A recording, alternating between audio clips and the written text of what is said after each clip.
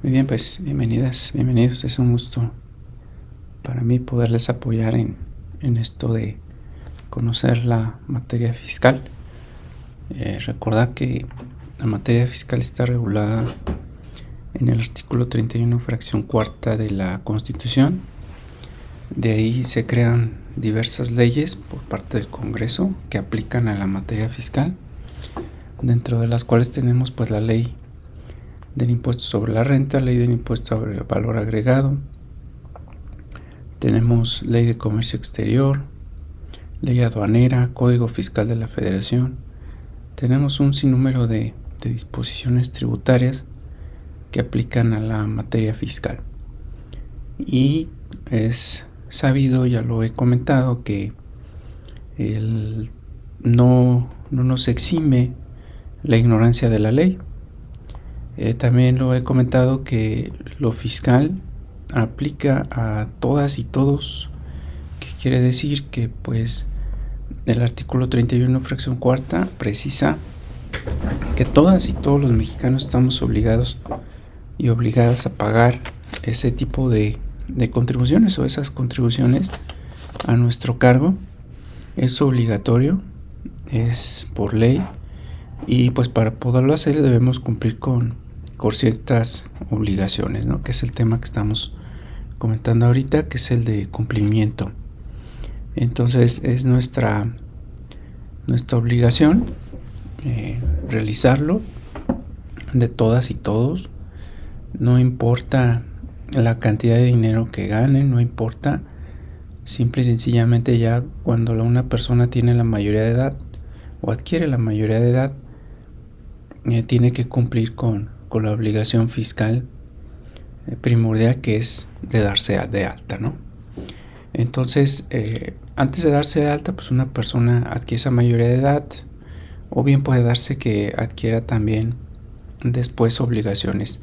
Cuando se cumple la mayoría de edad, nadie se inscribe, ¿no? Siempre se esperan a tener un trabajo, a realizar una actividad. Entonces, cuando alguien realiza un trabajo o una actividad, se le denomina hecho generador. El hecho generador es una actividad económica, es una conducta que desplegamos tendiente a obtener ingresos. Eso es el hecho generador. Y cuando estamos obligados a pagar impuestos, se le denomina también la doctrina hecho imponible. El hecho imponible es esa conducta a la que se le graban impuestos, o que se le precisan impuestos. Entonces son dos conceptos que se encuentran en la doctrina, que los podemos considerar incluso sinónimos, lo que es el hecho imponible o hecho generador. Yo los diferencio un poquito porque la doctrina lo hace, pero el más importante pues es el término de hecho generador, ¿no? Que es una conducta económica. Entonces, si nos metemos en una página de internet y encontramos que venden algo, por ejemplo en Mercado Libre, desde que yo me posiciono en Mercado Libre, abro una cuenta ahí en esa plataforma. Entonces desde ese momento ya empiezo a generar las obligaciones, ¿no? Entonces, si entramos a Mercado Libre, buscamos un producto, por ejemplo, aquí, ¿no?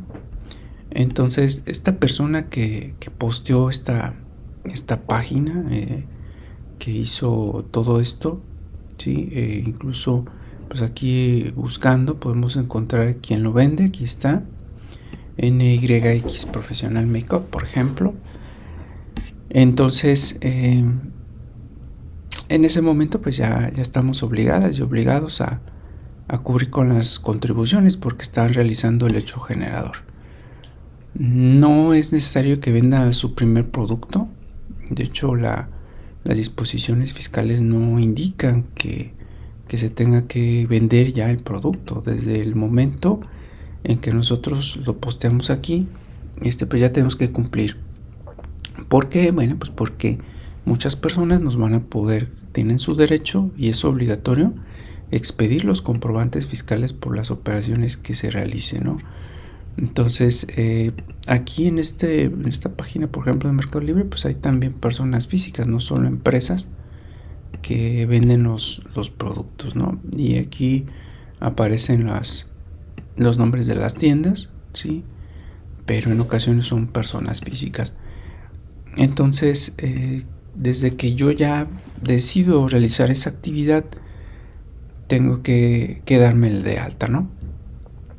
Si soy un patrón, es decir, si genero una relación laboral, entonces no solo me voy a dar de alta ante el Servicio de Administración Tributaria Federal y al Servicio de Administración Tributaria del Estado, sino también al Instituto Mexicano del Seguro Social, ya que es un organismo fiscal que cobra o recauda sus propias contribuciones. Entonces, si hay trabajadores de por medio, trabajadoras, bueno, pues también implica cumplir con esa obligación de inscribirme en el Seguro Social, como se le denomina, ¿no? Instituto Mexicano del Seguro Social. Y pues el alta es el vínculo que nos une con la autoridad, ¿no? Por así decirlo. No solo el alta, aunque no nos demos de alta, de cualquier manera nos vinculamos con la autoridad a cumplir con el pago de las contribuciones.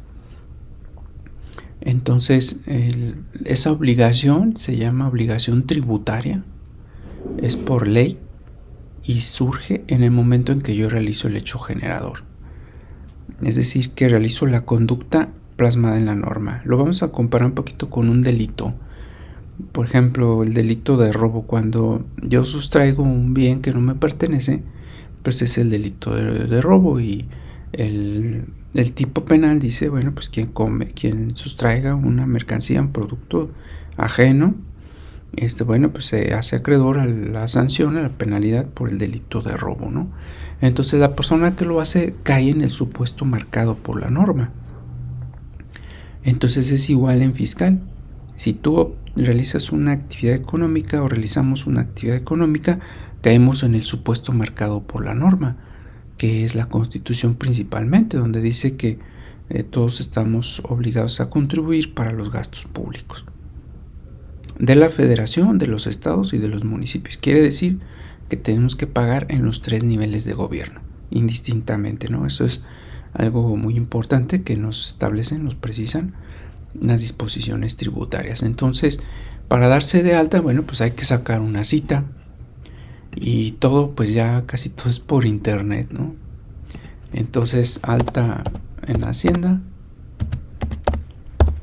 ¿sí? Alta SAT, y ahí viene todos los requisitos para nosotros podernos dar de alta, ¿no? Y aquí pues lo dice lo que yo les comenté, ¿no? Hace un rato, personas físicas a partir de los 18 años, ¿sale? ¿En qué momento? Pues al mes siguiente de que tengas la obligación de inscribirte. Entonces, si yo abro hoy mi página en Mercado Libre, pues voy a tener 30 días, ¿verdad? Después, bueno, dentro del mes siguiente, al en que yo realice esa página o esa actividad, ¿sí? Lo tengo que hacer, ¿sale? Y no importa que gane o no gane dinero todavía, ¿no? Ya tengo que hacerlo. Y es en línea y después pues ya se va a ir presencial, ¿no? Ya iniciamos el trámite y ahí ya nos va diciendo todos los requisitos, ¿no? Hay que llenar los datos, etcétera, ¿no? Hay que cumplir con todo, los requisitos, y pues se nos va a asignar una cita para poder hacer el alta. Si no hacemos el alta, aplica una multa, ¿sí? Que vamos a ver más adelante, por no hacer el alta. Entonces, pues es nuestro primer contacto con la tributación.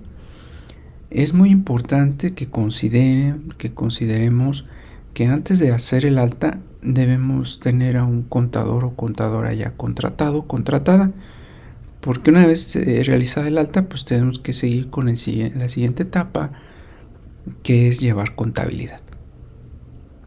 Y al llevar contabilidad, pues eso implica que necesitamos un profesionista que esté dedicada a esa actividad. Muchas personas no llevan contabilidad, contador o contadora, Entonces la plataforma del SAT les va generando ahí automáticamente su contabilidad. No lo recomiendo, no es muy recomendable porque dicen por ahí, ¿no? Zapatero a tu zapato. Entonces nosotros podemos tener una especialidad específica, pero pues están esos profesionales.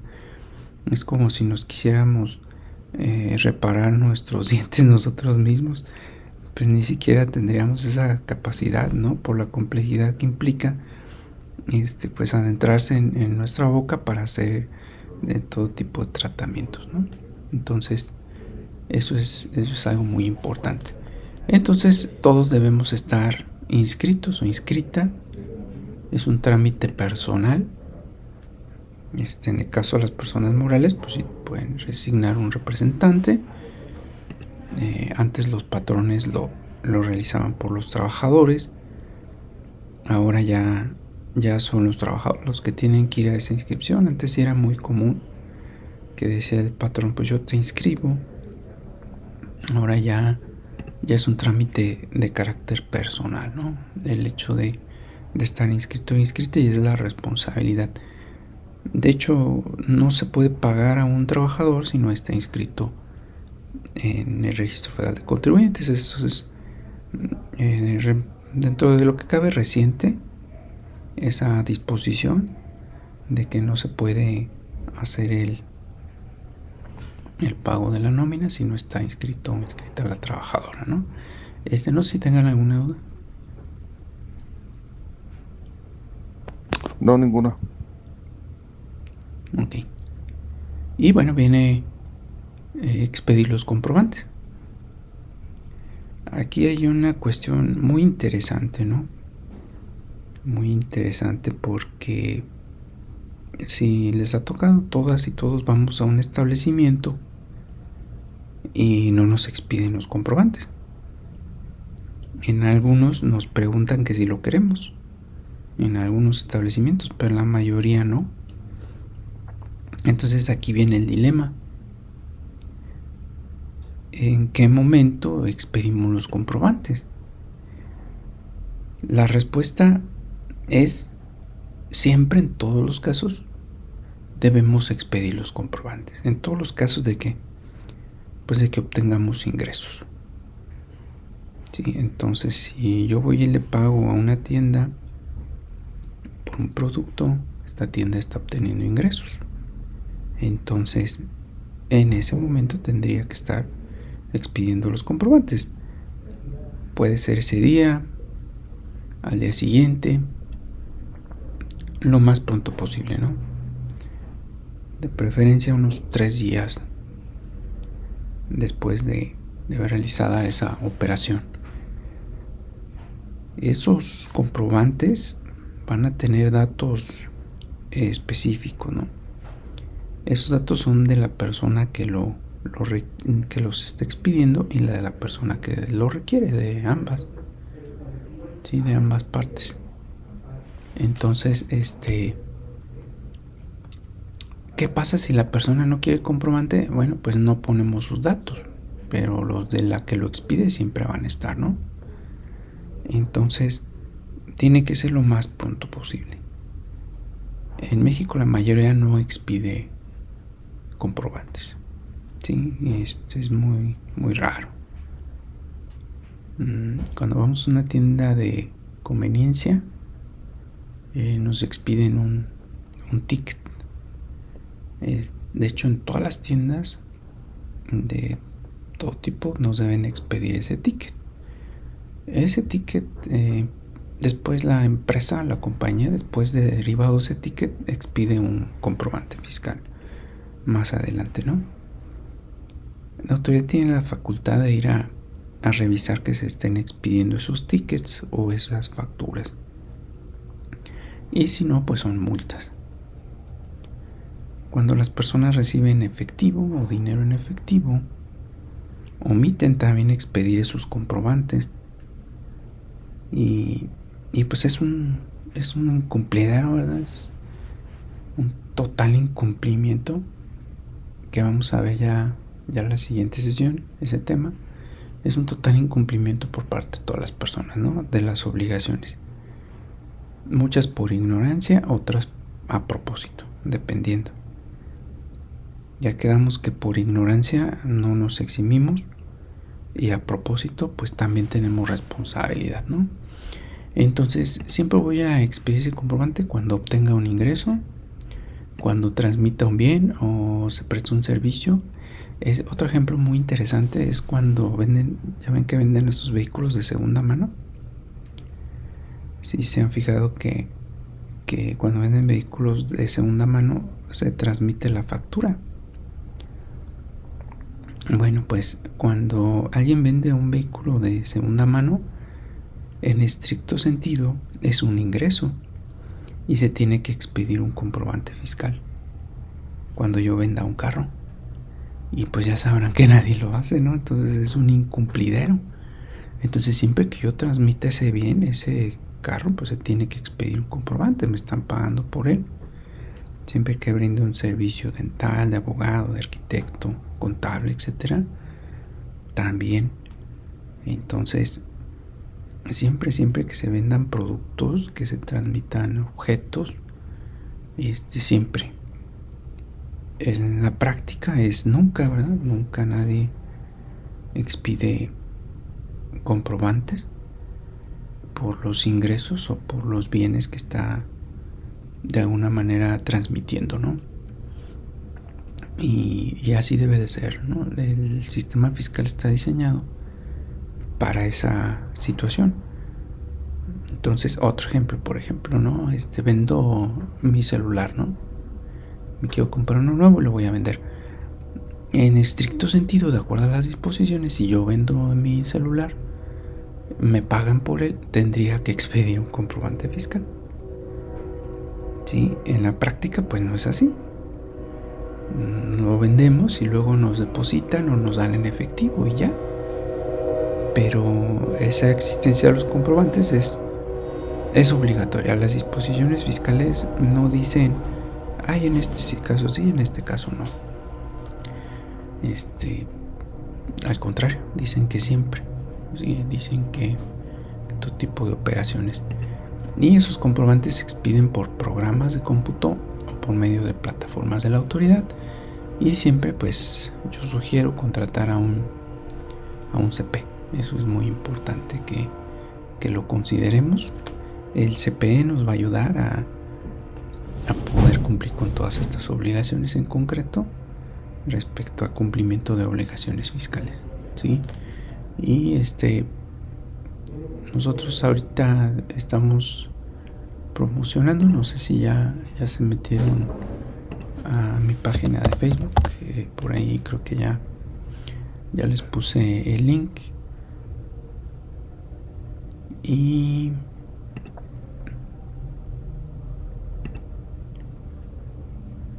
vamos a meternos.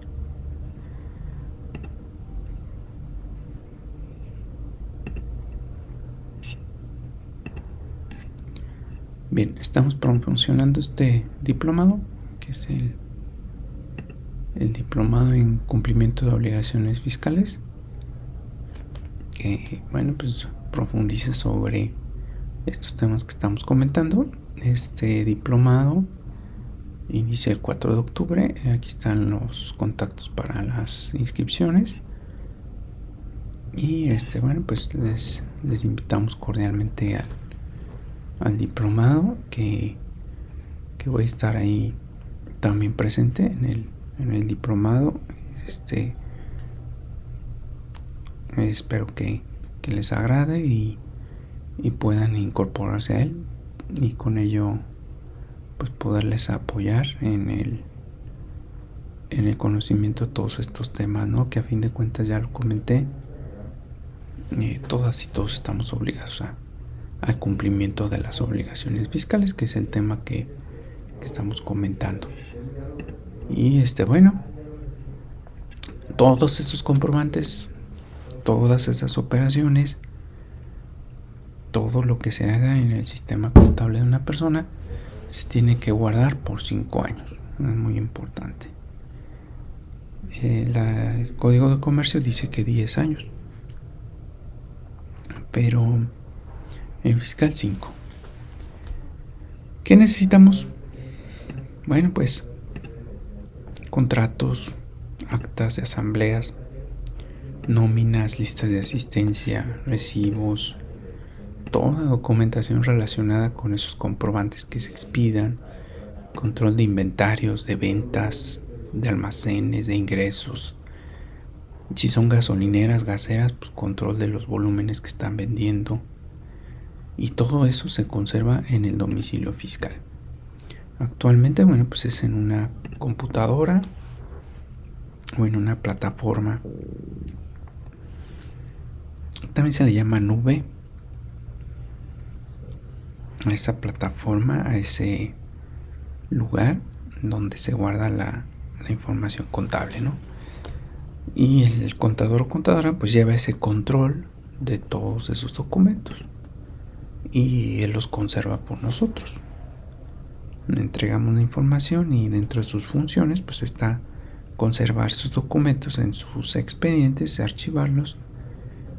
Que bueno, pues yo he visto las carreras de contabilidad no llevan una materia de archivonomía que deberían de llevar para que puedan conservar y archivar esto de manera eficiente. Cada contador y contadora pues lo va haciendo conforme van aprendiendo, ¿verdad? Pero sí deberían de tener una preparación más concreta o específica para cumplir con esa función. Muy bien, entonces hay que hacer otros trámites ya una vez inscritas o inscritos, además de expedir comprobantes, además de llevar la contabilidad, pues hay que reportar a la autoridad las altas, las bajas, altas de trabajadores, de trabajadoras, mi baja o bajas de trabajadores, baja en el sistema fiscal, suspensión de actividades, el cumplimiento de obligaciones, solicitar una carta, ampliar o cambiar mis actividades. Entonces el contador o contadora también nos ayuda a hacer todos esos trámites que son por la plataforma, ¿sí? Altas, bajas, cumplimientos de obligaciones, ampliar mis actividades. Es decir, inicié como abogado, pero pues ahora ya también estoy en una plataforma de esos de servicios de vehículos de renta, vendo productos por internet, entonces tengo que ampliar mis actividades, ¿no? Ya también soy socio de una empresa, por ejemplo, y también tengo que ampliar mis actividades. Entonces el contador o contadora pues están al pendiente de hacer los movimientos ante la autoridad cuando se den algunos de estos supuestos de las altas y las bajas, en concreto relacionado con todo lo que estamos comentando. Muy bien, ¿hasta aquí alguna duda? No, ninguna. Todo bien. Ok, gracias. ¿Quién tiene que cumplir con todo esto? Pues el denominado contribuyente. Contribuyente pues es una persona física o moral que realiza el hecho generador, ya quedamos, es decir, realiza la actividad económica, ¿verdad? Tiene un domicilio donde realiza esa actividad, que se le llama domicilio fiscal, o tiene varios domicilios. Uno de ellos es el fiscal, las demás son sucursales.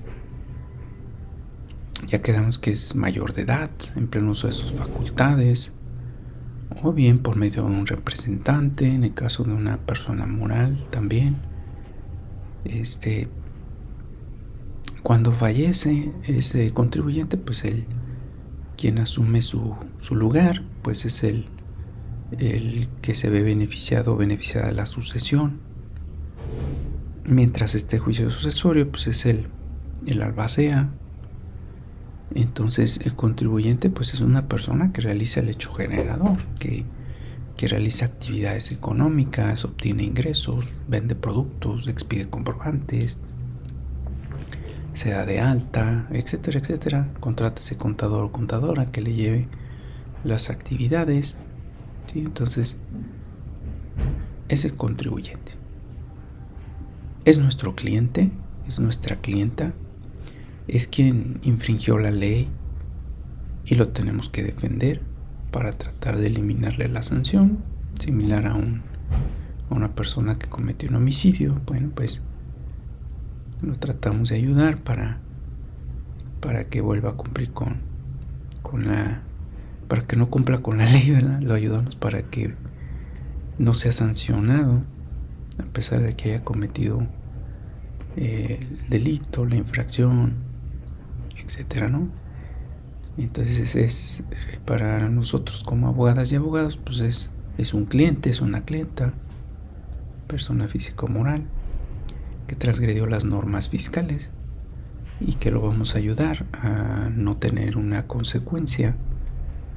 Y para ello pues estudiamos, leemos y formulamos los escritos correspondientes, tanto de garantía de audiencia, de consulta fiscal, de solicitud, de recurso, en su caso juicio, amparo. Entonces en nuestro cliente, nuestra clienta que no se comportó adecuadamente, por el contrario, pues transgredió las normas, y le vamos a apoyar en que no tenga consecuencias, ¿no? No precisamente vamos a ganar su asunto, pues depende de muchos factores. Vamos a trabajar por ganar ese asunto, por tratar de ganar ese asunto, pero no es una garantía de que eso pueda ocurrir, ¿sí? Entonces, bueno, pues es esa persona, entonces obligada a pagar contribuciones, que realice el hecho generador, ¿sí? Vamos a ver, por ejemplo, otro ejemplo de hecho generador.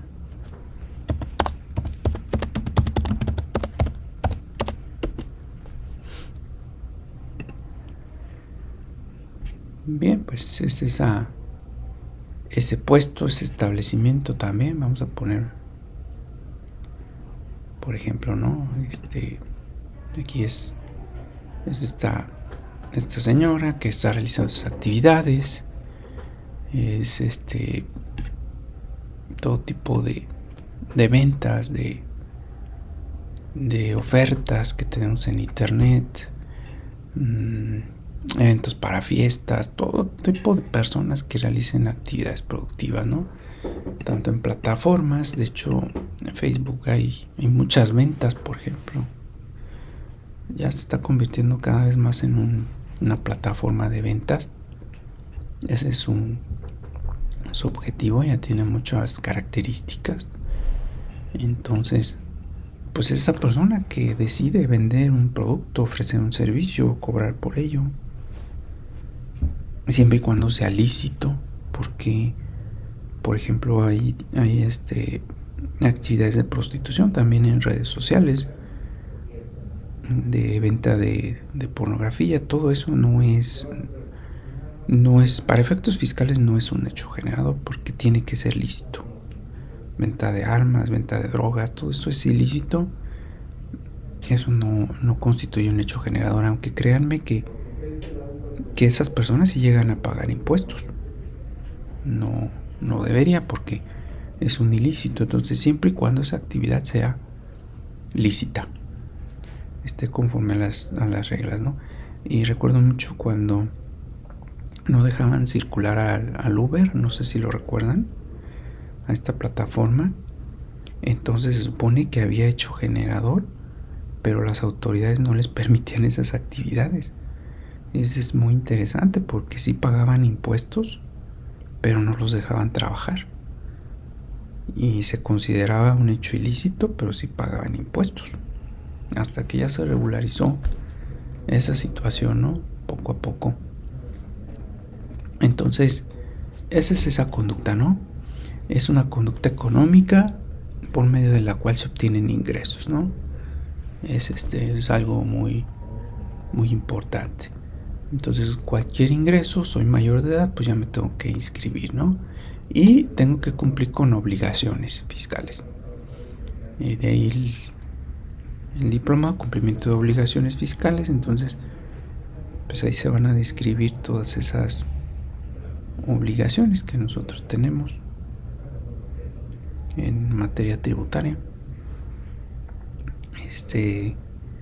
Y ya las comentamos, ¿verdad? Vamos a verlas un poquito más. es la de fondo, es pagar dinero. En fiscal tenemos obligaciones fondo y forma. Fondo y forma. Lo voy a comparar con malamente, ¿verdad? Pero lo voy a comparar con el matrimonio. En el matrimonio se tiene igual obligación de fondo, que es de pagar los alimentos de los miembros de la familia, y la de forma, ¿verdad? Tratarlos bien, convivir con ellos, tener una buena conducta con las personas que nos rodean en el matrimonio. Eso sería la forma, ¿no? Entonces en fiscal igual, el fondo es pagar esas contribuciones, ¿sí? Y las de forma sería todo lo que ya comentamos: inscribirnos, darnos de alta, portarnos bien fiscalmente, ¿no? Sería la forma. Entonces fondo, págame. Forma, cumple bien, pórtate bien en materia fiscal, ¿no? Entonces el pago normalmente no lo hacemos, no cumplimos. Debe ser en dinero. También nos pueden autorizar en parcialidades. ¿Sí? Si pedimos un pago a plazos, va a tener intereses que se llaman actualizaciones, ¿no? Cuando solicitamos un plazo específico, nos pueden dar hasta 48 meses. No es obligatorio que nos los den, es a discreción de la autoridad. Nuestro sistema fiscal está hecho para que siempre paguemos de más. Siempre es injusto, porque hay un principio fiscal, ¿no? Que es el de justicia, ¿no? Que tenemos que pagar lo justo. Y también de ahí se desprende el de proporcionalidad y equidad, que debe ser proporcional ese cobro. Pues no, nuestro sistema fiscal está hecho para que siempre paguemos de más. Muchas personas no lo saben. Entonces, casi la mayoría de nosotros pagamos impuestos de más. Siempre. Cuando sucede eso, pues tenemos un saldo a favor. Y podemos solicitar una devolución de impuestos, que nos regresen las cantidades que pagamos en exceso. Si no nos las quieren devolver, pues nos vamos a la defensa fiscal, nos vamos al recurso y a juicio contencioso, ¿no? Entonces el contribuyente será quien designemos para oír y recibir notificaciones, ¿sí? O nosotros nos podemos poner, y siempre que llevemos un asunto fiscal relacionado con determinación de impuestos, necesitamos probar. La prueba es una pericia contable, es la prueba que nosotros vamos a agregar en el juicio contencioso ante la autoridad, ¿no? Para demostrarle, pues, que hicimos bien nuestra contabilidad, que tenemos un saldo a favor. Entonces esa es la prueba más importante, y para esto contratamos un contador con título y cédula, o contadora, para que sea nuestro perito en un juicio. Entonces siempre vamos a tener eso. O bien podemos compensar. ¿Qué es compensar? Bueno, pues debo impuestos, pero la autoridad también me debe. Entonces compensamos. Nos ponemos a mano, le decimos por ahí. Nos ponemos a mano y tú me debes, yo te debo, pues estamos a mano. Esa es una figura que se llama la compensación. Entonces, cuando tenemos un saldo a favor, podemos solicitar la devolución o bien compensarlo con adeudos. Tenemos 5 años para que nos devuelvan los impuestos. Y así como tenemos 5 años también para librarnos de una responsabilidad fiscal, pues la autoridad tiene 5 años para liberarse de la obligación de devolvernos las cantidades que tenga nuestras, ¿no? Entonces, esa es la situación importante. Bueno, ¿alguna duda? No.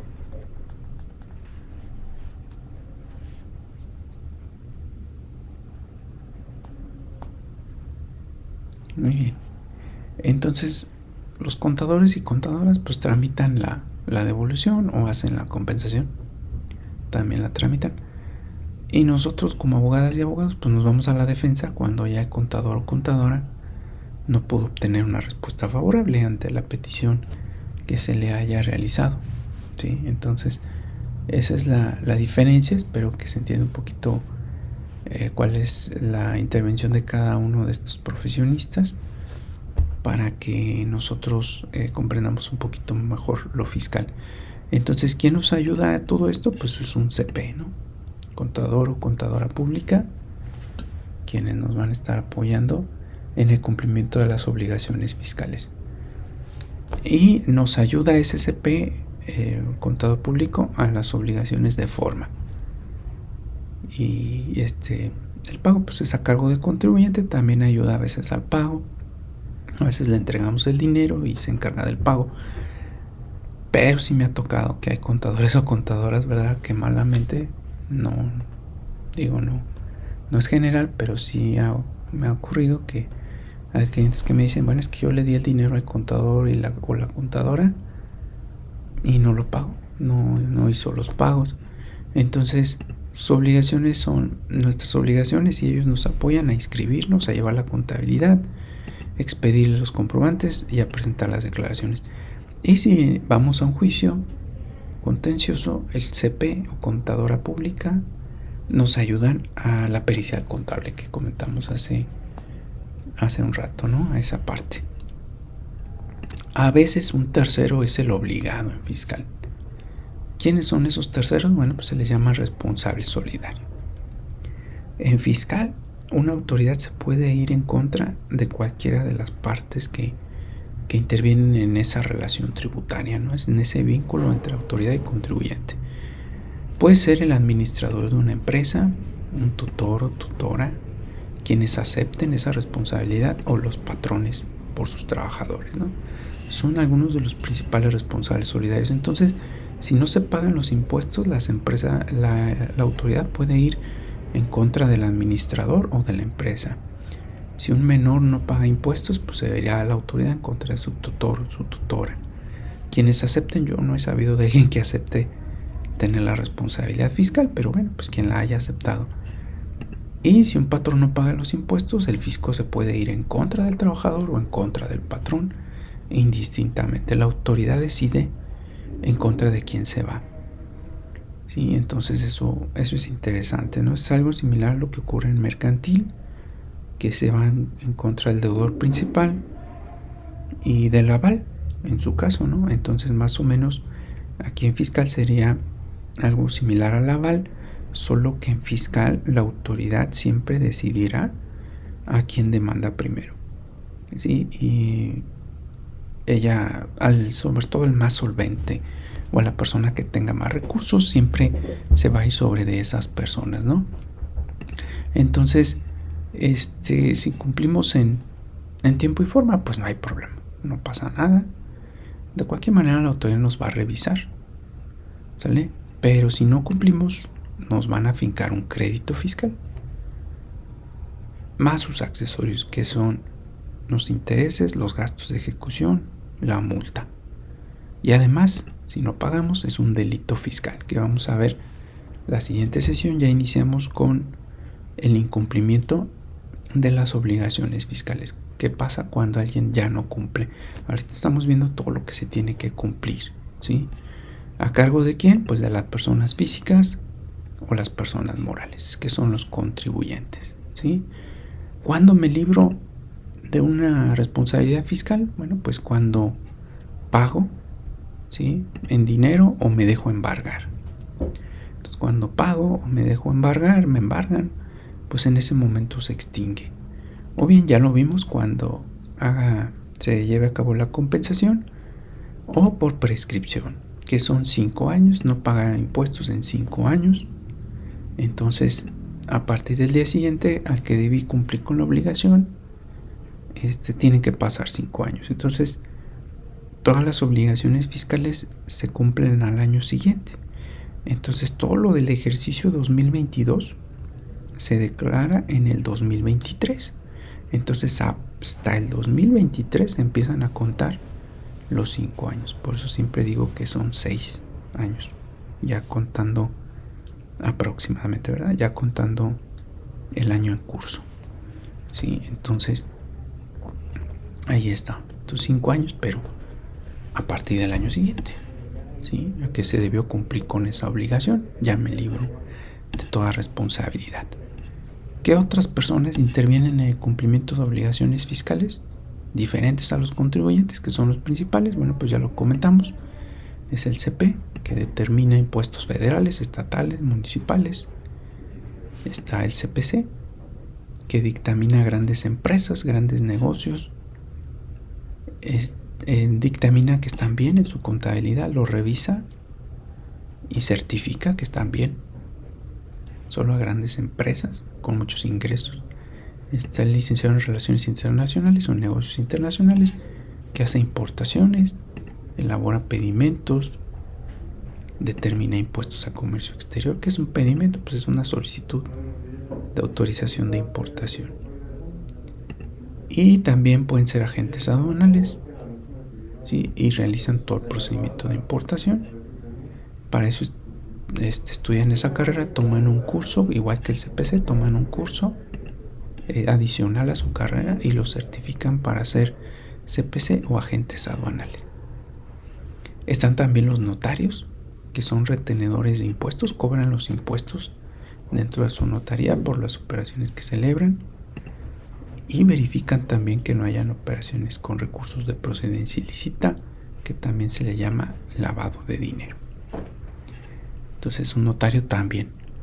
Y tenemos los retenedores o retenedoras de impuestos, que reciben el impuesto para luego pagarlo. Ejemplo, vamos a una tienda y compramos un producto, nos cobran el IVA. Si se fijan, ese IVA lo pagamos a la tienda es retenedora y luego lo paga al fisco. Principalmente todo negocio o tienda, ¿no? Pero también cuando celebramos un contrato de prestación de servicios, también hay retención de impuestos. Cuando se hace una venta, en todo tipo de operaciones hay retención de impuestos, principalmente impuesto al valor agregado, que después lo vamos a comentar ese impuesto en qué consiste y su tasa. Entonces, resumiendo, obligaciones: darnos de alta, llevar contabilidad, presentar declaraciones, presentar avisos, solicitar devoluciones, retener impuestos y pagárselos a la autoridad, no cometer infracciones, no dejar de pagar, etcétera, ¿no? Entonces, eso es el cumplimiento de obligaciones fiscales, ¿de acuerdo? Ese es el cumplimiento. Y como la mayoría incumple, bueno, pues vamos a ver ese tema, la siguiente del incumplimiento. Entonces hasta aquí dejamos con este tema y vamos a pasar a la siguiente etapa.